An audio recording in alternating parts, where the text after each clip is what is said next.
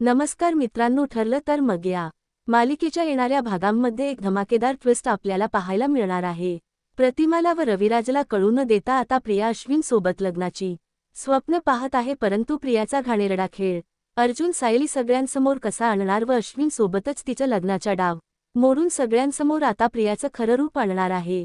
त्याचप्रमाणे आता अश्विन समोरही प्रियाचं खरं रूप आल्यावर तो प्रियाला घरातून हकलून लावणार आहे। त्याचप्रमाणे आता महिपतला मधुभाऊंवर हल्ला करण्याच्या गुन्ह्यामध्ये अर्जुन कसा अडकवणार व खुद्द सरंजामे महिपतच्या विरोधात कोर्टामध्ये साक्ष देऊन त्याला अडकवणार आहे। आणि आता सगळे पुरावे हे महिपतच्या विरोधात गेल्यामुळे साक्षीसोबत आता महिपतची त्याचप्रमाणे आता या खोटारड्या प्रियाची देखील कशाप्रकारे कोर्टामध्ये खरडपट्टी निघणार आहे हे सगळे आपल्याला या व्हिडिओमध्ये पाहायला मिळणार आहे। त्यामुळे व्हिडिओ अगदी शेवटपर्यंत नक्कीच बघा आणि चॅनलला सबस्क्राईब केलं नसेल तर नक्की सबस्क्राईब करा। मित्रांनो, आतापर्यंत आपण मालिकेत पाहिलं की प्रिया ही मुद्दाम प्रतिमासमोर लग्नाचा प्रस्ताव मांडण्यासाठी जेव्हा कल्पना व अपूर्णा आजी तयार होतात तेव्हा त्यांना अडकवण्यासाठी ती मुद्दामच होळीच्या वेळेला प्रतिमाला बाहेर बोलावून घेते आणि तिच्यासमोर ती त्या गवताची पेंडी धरते आणि त्याचमुळे आता प्रतिमाला महिपतने जो काही त्रास दिलेला असतो त्या त्रासाची तिला आता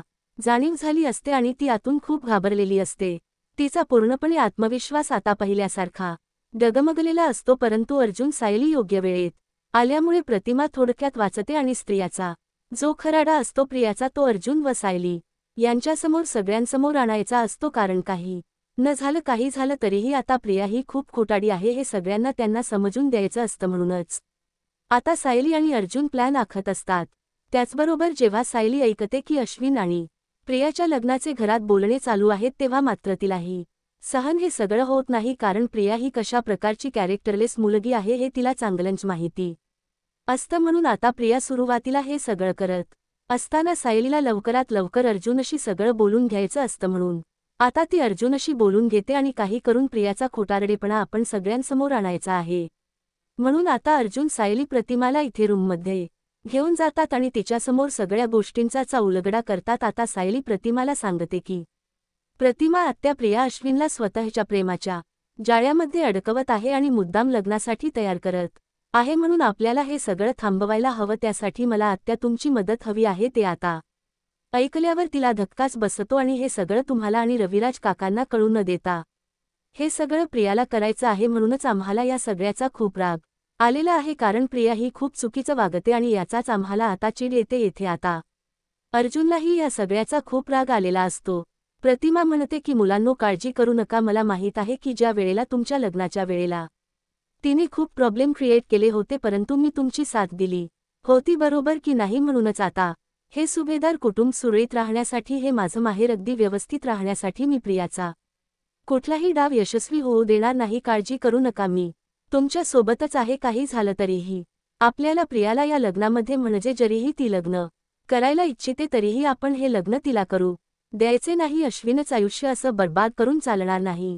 तेव्हा मात्र आता प्रतिमा हे सगळं बोलते अर्जुन आणि सायली यांना खूप मोठा दिलासा मिळालेला असतो, कारण प्रतिमा आत्या आपल्या बाजूने आहे याचा त्यांना आता खूप अभिमान वाटत असतो। त्यानंतर आपल्याला पाहायला मिळतं की इकडे सायली ही देवाकडे हात जोडते आणि प्रार्थना करते की हे देवा, हे देवी आई, ज्या प्रियाच्या मनामध्ये कपटी प्रियाच्या मनात हा जो काही डाव आहे तो खोटारडा डाव आम्हाला लवकरच सगळ्यांसमोर मांडता येऊ दे, जेणेकरून आता लवकरात लवकर या सगळ्यांची, माझ्या घरच्यांची, प्रियाच्या या खोटारडेपणातून मुक्तता होऊ दे। त्याचप्रमाणे माझ्या मधुभाऊंची आणि नानांची देखील काळजी घे आणि हे सगळं व्यवस्थित होऊ दे, असं सगळं आता सायली ही हात जोडत म्हणत असते। आणि त्याचप्रमाणे जेव्हा आता प्रिया ही विचार करते की म्हणजे या प्रतिमाला हे अर्जुन सायली रूममध्ये का घेऊन गेले असतील, तिच्या डोक्यामध्ये आता विचित्र विचार सुरू असतात, परंतु त्याच्या जो काही सुगावा असतो तो सायली आणि प्रतिमा कोणालाही लागू देत नाही। नंतर आता होळीचा मानही अर्जुनला दिलेला नसतो, त्यामुळे कुठेतरी त्याला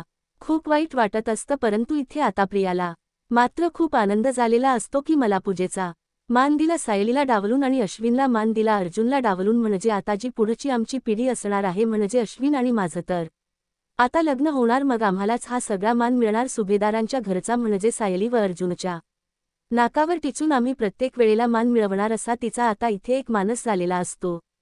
त्यानंतर सगळेजण आता जेवणासाठी तयार झालेले असतात। त्याच वेळेला आता लगेच विमल म्हणते की हो, जेवण तयार आहे, आपण सगळेजण जेवणासाठी जाऊया.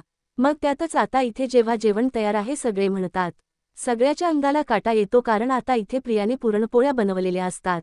आताही तिला त्या बनवता येत नसतात आणि मग सगळेजण विचार करतात की काय आता, म्हणजे आपण पुरणपोळ्या याच खायच्यात का? कल्पना आणि पूर्ण आजी या तर अगदी आनंदात असतात, कारण त्यांना त्यांच्या नात सुन्याच्या हातच्या पुरणपोळ्या खायच्या असतात. अश्विन म्हणतो की काय प्रिया, म्हणजे त्या सगळ्या तशाच पुरणपोळ्या आहेत का? नकाशा सारख्या. प्रिया म्हणते की काय रे अश्विन, अरे असं काय बोलतोयस तू? त्यावेळेला मग आता विमल म्हणते काळजी करू नका, सगळ्या पुरणपोळ्या अगदी व्यवस्थित आहेत, सगळ्या नीट झाल्यात.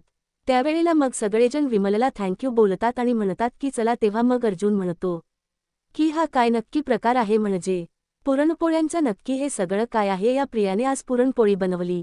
त्यावेळेला आता सगळेजण खायला बसतात आणि त्या पुरणपोळ्यांचं अगदी कौतुक करत असतात की वाह, कसल्या छान गोलमठोल पुरणपोळ्या झाल्यात, अगदी लुसलुशी येतं. आणि प्रतिमा आत्या, मला तर वाटतं या ना तूच बनवल्यास, कारण याच्या हाताला ना अगदी तुझ्या हातासारखी चव आहे बघ. त्यावेळेला मात्र इथे सगळेजण गप्प झालेले असतात.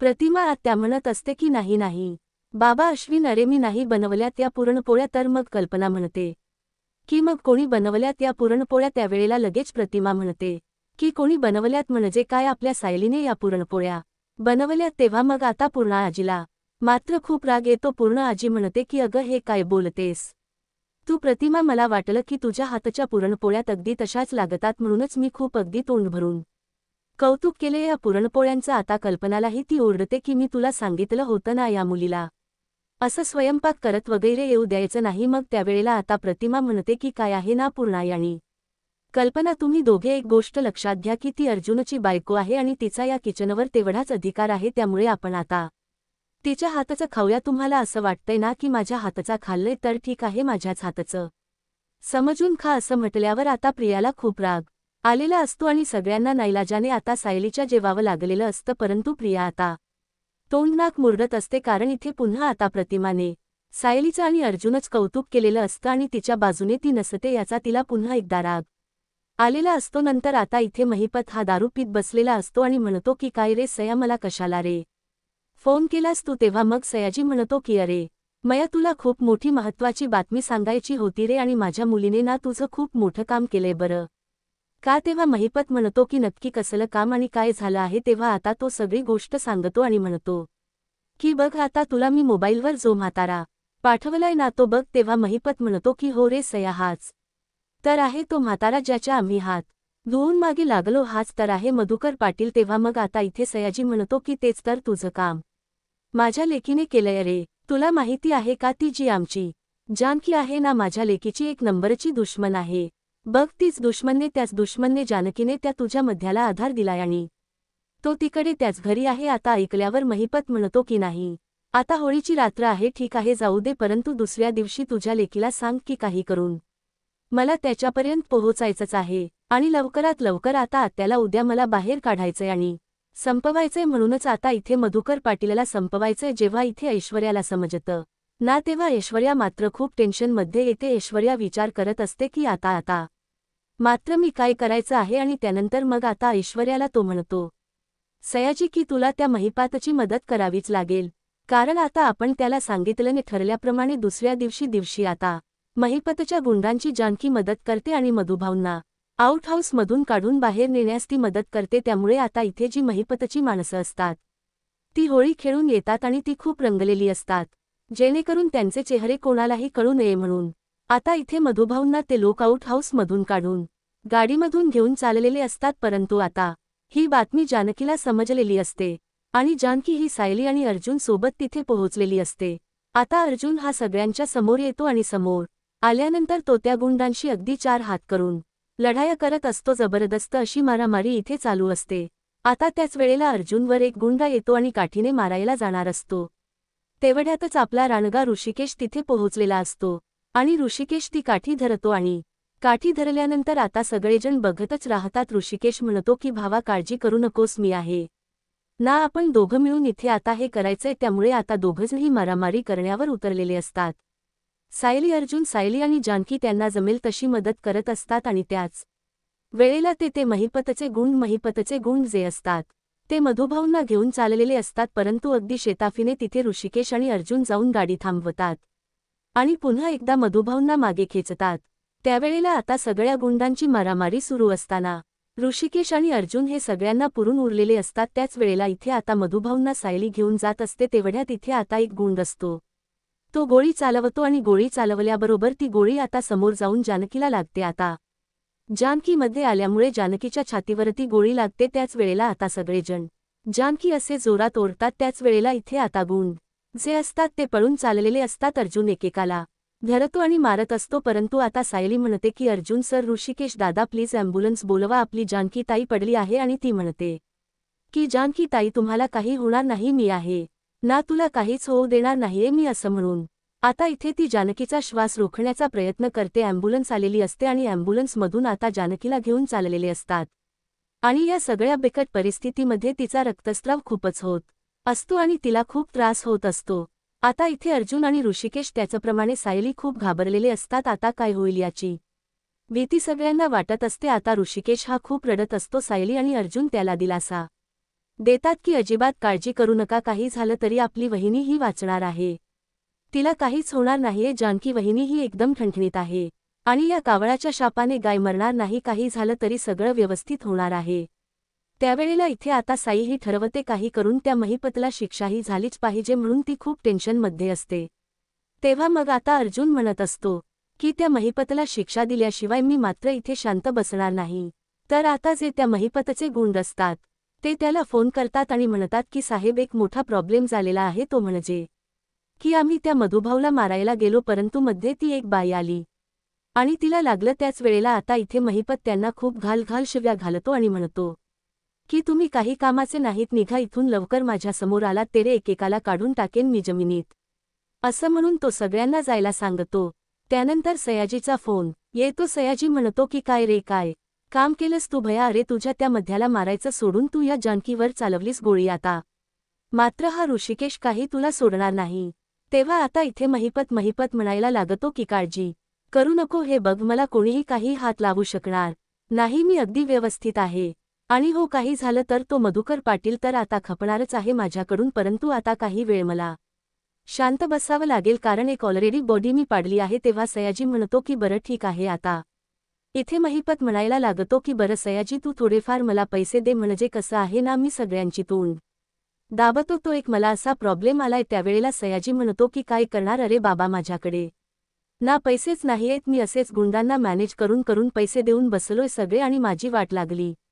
आता इथे महिपतला टेन्शन आलेलं असतं की काय करू आणि काय नाही, कारण सयाजी पण पैसे द्यायला नकार देतोय आणि साक्षीच्या केसच्या मागे इथे त्याने पैसा ओतलेला असतो आणि त्यामुळे महिपत अगदी भिकारी सारखा झालेला असतो आणि त्याच वेळेला आता तो म्हणतो की असं करणार आहेस का सयाजी तू? तेव्हा सयाजी म्हणतो की हे बघ भावा, मी खरंच सांगतोय तुला, माझ्याकडे काहीच पैसे नाहीयेत, परंतु जेव्हा माझ्याकडे येतील मी तुला नक्की देईन, असं आता इथे तो म्हणतो। त्याच वेळेला तो फोन ठेवल्यानंतर सरंजामेचा फोन हा महिपतला येतो। आता महिपत म्हणतो की काय झालं आता, हा दलिंदर मला कशाला फोन करतोय, म्हणून महिपत आता फोन उचलतो आणि त्यावेळेला सरंजामे म्हणतो की काय साहेब, विसलात का मला? अहो मला तुम्ही पैसे देणार होतात, त्याचं काय झालं? अर्धे पैसे बाकी आहेत, मी त्या अर्जुनला मॅनेज केले हो की नाही, अर्जुन सुभेदारला, तर तुम्ही मला पैसे वगैरे द्यायलाच हवे। तेव्हा मात्र आता इथे महिपत चिडलेला असतो, तो म्हणतो की अरे काय पैसे मी कोणाकोणाला मॅनेज करणार, इथे गुंडांना मॅनेज करणार, माझ्या मुलीचं केसचं मॅनेज करणार की तुला पैसे देणार, जा काय करायचंय ते करा, असं म्हणून आता महिपत त्याच्यावर खूप चिडलेला असतो आणि महिपत चक्क आता फोन कट करून टाकतो आणि सयाजीला पैसे मागितल्यावर सयाजीने इथे नकार दिलेला असतो। त्यामुळे आता महिपतला खूप राग आलेला असतो की कोणी माझ्या आता मदतीला नाहीये, एक सयाजी म्हणून मी मित्रच म्हणून ज्याला मानत होतो तो देखील मला मदत करायला तयार नाही, मधुभाऊला मारणार होतो, तर हा मधुभाऊ देखील आता इथे मेलेला नाहीये म्हणून त्याला टेन्शन आलेलं असतं। तर काय करू हा प्रश्न सगळ्यांनाच पडलेला असतो। इथे आता जानकीला मात्र ॲडमिट केलं जातं आणि डॉक्टर हे जानकीला आता सांगत असतात की त्यांना ब्लिडिंग खूप झालेला आहे, ब्लिडिंग खूप झाल्यामुळे त्या खूप कमजोर पडल्यात, त्यामुळे आता लवकरात लवकर आपल्याला ऑपरेशन केल्याशिवाय काहीच पर्याय नाहीये, ती गोळी ही लवकरात लवकर काढावी लागेल आणि ह्यामुळे सगळेजण टेन्शनमध्ये आलेले असतात। आता अर्जुन ठरवतो की नाही काही झालं तरीही त्या आता महिपतचे शेवटचे काउंटडाऊन सुरू झालेत, मी त्याला जेलची हवा खायला लावणार म्हणजे लावणार. त्याने आपल्या जानकी बहिणीवर हल्ला केलाय, त्यामुळे मी आता सोडणार नाही. तर इथे आता महिपत हा मात्र खूपच एकटा पडलेला असतो. त्याला मदतीला मात्र कोणीच धावत नसतं. इथे आता त्याला काय करावं आणि काही नाही सुचत नाही.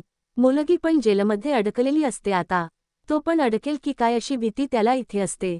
आणि म्हणून अक्षरशः तो त्याच्या पाकिटातले थोडेफार जे काही पैसे असतील ते मोजायला सुरुवात करतो. कारण त्याच्याकडे तेवढेच पैसे असतात, परंतु ते कोणालाही देण्याच्या लायक नसतात. तर आता इथे अर्जुन ठरवतो की मी सरंजामेला जाऊन भेटतो, जेणेकरून त्याच्याकडून आम्हाला या केस बद्दल काहीतरी क्लू मिळेल. म्हणून तो आता ठरवतो की मी जाऊन त्याला भेटतोच. तर इथे महिपत हा त्याच्या प्रत्येक म्हणजे जे त्याचे जे गुण त्याने पाळलेले असतात त्याला द्यायला पैसे देखील नसतात. म्हणून महिपत आता अगदी भिकाऱ्यासारखा झालेला असतो. तो प्रत्येक गुंडाला सांगतो की माझ्याकडे आता द्यायला पैसे नाहीत, मी नंतर तर बघेन. तर इथे चैतन्य आणि अर्जुन मात्र पुन्हा एकदा सरंजामेला भेटायला आलेले असतात.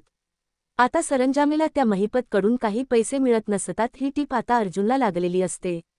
त्यामुळे अर्जुन ठरवतो की काही करून आता हा सरंजामे आपल्या खिशात घ्यायचा, जेणेकरून लवकरात लवकर हा केस हा आपल्या बाजूने निकाल त्याचा लागेल. म्हणून आता अर्जुन हा एका अड्ड्यावर पुन्हा एकदा सरंजामेला भेटतो आणि सरंजामे म्हणतो की हे बघा साहेब, त्याच्याशी त्या दिवशी मी तुमच्याशी खोटं बोललो का, तर फक्त पैसा हा कारण आहे.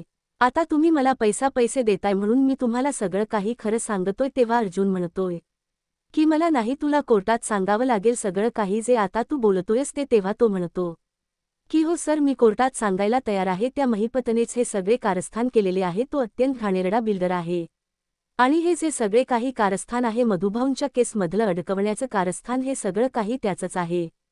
तो आणि त्याची मुलगी मिळून हे सगळं करतात आणि मात्र सगळा आरोप हा मधुभाऊंवर लावण्यात आला होता. हे सगळं मला माहिती आहे. शिवाय हा जो महिपत आहे तो उत्तम प्रकारचा बिल्डर नाही, तो खूप मोठे झेलझाल करून पुढे आलेला आहे. शिवाय आता तो मधुभाऊंना मारण्याच्या टार्गेटवर होता त्यावेळेला. आता अर्जुन म्हणतो की हे सगळं तुला काही जेलमध्ये म्हणजेच कोर्टामध्ये बोलावं लागणार आहे. मी काळजी घेतो की तुला काही होणार नाही. त्यावेळेला आता अर्जुनच्या प्रोटेक्शनवर त्याचा विश्वास असतो. आणि इथे आता अर्जुन हा महिपतला म्हणजे महिपतच्या विरोधात बोलल्यामुळे त्याला पैसे देतो आणि म्हणतो की आता तुला उद्या कोर्टात यावे लागेल, त्याशिवाय मात्र तुम्हाला काही खैर नाही. तेव्हा आता तो म्हणतो की हो नक्की की येणार मी, कारण मला त्या महिपतला धडा शिकवायचाच आहे. असंही आता सरंजामेच ठरलेलं असतं, कारण महिपतला पैसे देण्यास सरंजामेला त्याने नकार दिलेला असतो आणि सरंजामेला याचा चिगोहट झालेला असतो. आता मात्र इथे सगळेजण जानकीच्या काळजीमध्ये असतात आणि जानकीच्या तब्येतीबद्दल विचारपूस करत असतात, परंतु डॉक्टर काहीच सांगायला तयार नसतात. डॉक्टर म्हणतात की आपण इतक्यात काही सांगू शकत नाही, कारण त्यांचा रक्तस्राव खूप झाल्यामुळे त्या कदाचित म्हणजे बऱ्या होतील किंवा नाही पण होतील. त्यामुळे इथे साईला खूप भीती वाटत असते की बापरे, हे सगळं काय घडतंय की आपली जानकी ताई मधुभाऊंमुळे, आणि मग याची तिला खूप टेन्शन आलेलं असतं की मी हे सगळं इतकं करूनही आपल्या मधुभाऊंच्या बाबतीत असं कसं घडलं, अशी आता तिला काळजी वाटत असते. आणि त्यानंतर मग ऋषिकेशला ही जानकीची काळजी वाटत असते की जानकीचं काय होईल माझ्या. तेव्हा मग ऋषिकेश हा असा तिथेच टेन्शनमध्ये उभा असतो. तेव्हा त्याला अर्जुन आणि सायली समजवतात की अजिबात काळजी करू नका, सगळं काही व्यवस्थित होईल. आपल्या जानकी काही होणार नाही, कारण त्या खूप स्ट्रॉंग आहेत. आतापर्यंत त्या खूप सगळ्या गोष्टींमधून बाहेर पडल्यात आणि आपल्या मधुभाऊंचे, त्याचप्रमाणेंचे, नानांचे आणि सगळ्यांचे आशीर्वाद आहेत ना आपले त्यांच्या पाठीशी. त्यांना काही होणार नाही. जानकी वहिनी या सगळ्यातून सुखरूप बाहेर पडतील. मधुभाऊंनाही खूप गिल्टी वाटत असतं आणि तेही रडत असतात की बिचारी माझी पोरगी जानकी सायली, आणि तशीच मला माझी जानकी आहे. बिचारी मला वाचवण्यासाठी किती काय धडपड करत होती, परंतु ती असं. म्हणून आता अर्जुन आणि सायली त्यांना दिलासा देतात आणि शांत करतात. त्यानंतर मग आता इथे रविराज समोर प्रतिमाने सगळं कारस्थान आणलेलं असतं की जे सगळं प्रिया करायला बघते. त्यामुळे रविराजला खूप राग आलेला असतो की प्रियाने एक शब्दानेही सांगितलेलं नाही की तिला अश्विनशी लग्न करायचंय. तर आता इथे रविराज तर प्रियाची बँड वाजवणार असतोच. दुसऱ्या दिवशी कोर्टाचा दिवस उजाडलेला असतो आणि अर्जुन हा पुन्हा सगळ्या साक्षीदारांना पुन्हा एकदा म्हणजे चौकशी करण्यासाठी घेतो. त्याच वेळेला आता अर्जुन हा म्हणतो की माय लॉर्ड, मी तुम्हाला एक गोष्ट सांगू इच्छितो की कालच्या दिवसामध्ये मधुभाऊंवर हल्ला करण्यासाठी महिपतने गुंड पाठवले होते आणि त्याच गुंडांच्या चकमकीमध्ये मधुभाऊंना मारत असताना आमची जानकी बहिणी म्हणजेच जानकी या ही मध्ये आली आणि त्यामुळे हा सगळा प्रॉब्लेम झालेला आहे. जानकी ऋषिकेश रणदिवे ही म्हणजे या सगळ्यामध्ये खूप डेंजर सिच्युएशन मध्ये आहे, ती कोर्टामध्ये येऊ शकली नाही, ती मृत्यूशी झुंज देत आहे आणि हे सगळं तुम्ही पडताळू शकता, हे त्याचे रिपोर्ट. आणि मग आता इथे अर्जुनने ती बाब काढल्यावर माहिती मात्र आता थोबडा पडतो, कारण त्याला खूप टेन्शन आलेलं असतं. आणि त्यानंतर मग आता इथे अचानक सरंजामे समोर येतो.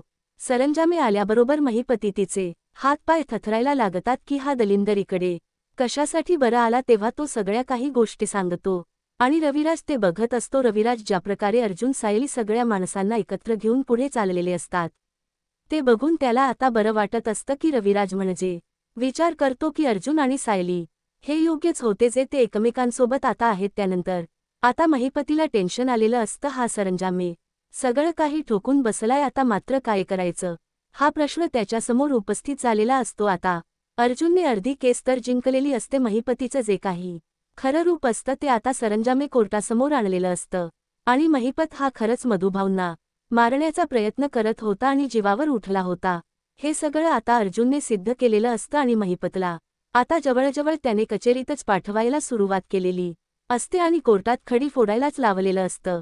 नागराज म्हणतो की बापरे, आता काय महिपताई गेला आतमध्ये, आता मात्र आपली वाट लागू शकते, असा विचार आता इथे त्यांना येऊ लागतो. तर इथे आता प्रतिमा विचार करते की लवकरात लवकर म्हणजे अश्विनला तिच्या जाळ्यातून म्हणजे प्रियाच्या जाड्यातून बाहेर काढलं पाहिजे. म्हणून आता इथे रविराज ठरवतो की काय झालं तरीही आता मला सुभेदारांच्या घरी जाऊन हे सगळं बोलायला हवं. आणि प्रतिमा आणि रविराज सुभेदारांच्या घरी येतात आणि अश्विनला समोर घेऊन, आणि प्रिया देखील समोर असते. त्या लोकांच्या समोरच आता रविराज स्पष्टपणे सांगून टाकतो की जे काही मनात विचार आहेत प्रिया आणि अश्विन तुझ्या, ते पूर्ण होऊ शकणार नाहीत. अश्विन, प्रियाचं तुझ्यासोबत लग्न होऊ शकणार नाही, कारण आताच्याच वेळेला याच घरात तिचं लग्न हे अर्जुनशी होणार होतं आणि लगेच आता तुझं लग्न अश्विनशी होणार. याचा अर्थ असाच आहे ना की जर त्याच्याशी नाही तर तुझ्याशी ते मला पटलेलं नाही, कारण सायली आणि अर्जुन दोघंजही सतत प्रियाच्या समोर असणार आणि तिला ते चालत राहणार. त्यामुळे आता या घरात मला तिला लग्न करून द्यायचं नाही. या घराने अगोदरच तिला खूप दुखावलेलं आहे, आता मला आणखी दुखवायचं नाही. हे ऐकल्यावर मात्र आता सायलीला खूप बरं वाटलेलं असतं. प्रतिमाचा आणि तिचा जो काही प्लॅन असतो तो आता यशस्वी झालेला असतो, त्यामुळे ती खूपच आता जास्त खुश असते. अर्जुन मात्र आता प्रियाला जोडपल्यामुळे चांगलाच तिला शब्दांचा मार मिळालेला असतो आणि प्रियाचा आता त्या अश्विनशी लग्न करण्याचं स्वप्न हे पूर्णपणे मोडलेलं असतं. अर्जुनला समजलेलं असतं या प्रियाचा बाबा आपल्यात काहीच इंटरेस्ट नाही, कारण ही जी मुलगी आहे ती मुलगी ही सगळ्यांना म्हणजेच पुरून उरलेली आहे. माझ्याशी लग्न झालं नाही म्हणून आता अश्विनशी करून या घरात शिरपू पाहते आणि माझ्या सायलीला त्रास देणार, म्हणून आता अर्जुनने चांगलं सगळ्यांसमोर तिचं खरं रूप आणलेलं असतं. आणि आता इथे प्रिया ही चांगलीच तिची तंतरलेली असते, कारण काही झालं तरीही तिला सुभेदारांच्या घरात कुठूनही प्रवेश मिळणार नसतो. आणि इथे प्रिया आणि नागराज तर अडकलेले असतात, त्याचप्रमाणे इथे महिपती देखील जेलमध्ये अडकलेला असतो. आता या सगळ्यामध्ये महिपतला या सगळ्यामधून आता कशाप्रकारे नागराज सोडवणार किंवा महिपत स्वतःची सुटका कशी करणार, आणि प्रियाला आता रविराजने ज्या प्रकारे झापले त्यावरून आता प्रिया नेमकं पुढे काय पाऊल उचलणार हे पाहणं रंजकतेचंच ठरणार आहे. तर अशाच मालिकांचे अपडेट जाणून घेण्यासाठी आजच आपल्या चॅनलला सबस्क्राईब नक्कीच करा. धन्यवाद.